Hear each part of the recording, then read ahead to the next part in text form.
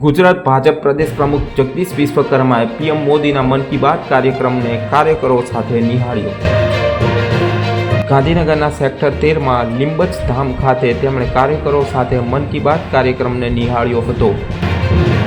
લીંબચ માતાની પૂજા અર્ચના કરી તેમણે કાર્યકરો સાથે મન કી બાત કાર્યક્રમ નિહાળ્યો।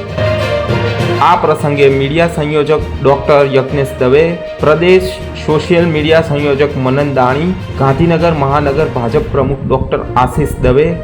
ધારાસભ્ય રીટા પટેલ, મેયર મીરાબેન પટેલ,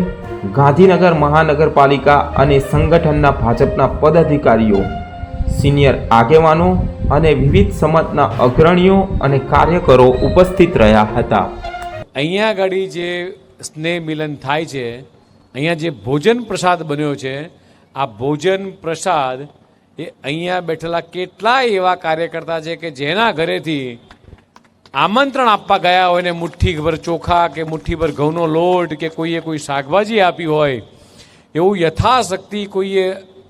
યોગદાન આપ્યું હોય અને એમને ખબર છે કે મારા ઘરે કાર્યક્રમ છે, લાલભાઈના ઘરે જાય તો લાલભાઈ મારા સૌથી જૂના ઓઢો વોર્ડના પ્રમુખ અને એમના ઘરે આમંત્રણ આપવા લાલભાઈના ઘરે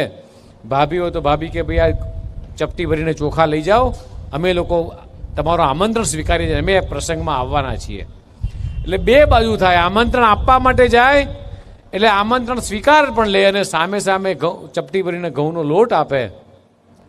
આનાથી જે પરિવારની ભાવના ઊભી થાય ને જે તમે અનાજ આપો છો, જે શાકભાજી આપો છો, એ બધી જ વસ્તુનો પ્રસાદ રૂપે અહીંયા આગળ ઉપયોગ થાય અને આપણે બધા જ લોકો, એવી કહેવત છે હસમુખભાઈ કે જેના અન્ન ભેગા એના મન ભેગા, આ પારિવારિક સાંસ્કારિક જે આપણા સંસ્કારની વાત છે જે અહીંયા સાબિત થાય છે મિત્રો। અને એટલા માટે જ મેં મારી વાતમાં કીધું એમ કે મારા પરિવારના સૌ સદસ્યોને નૂતન વર્ષના અભિનંદન।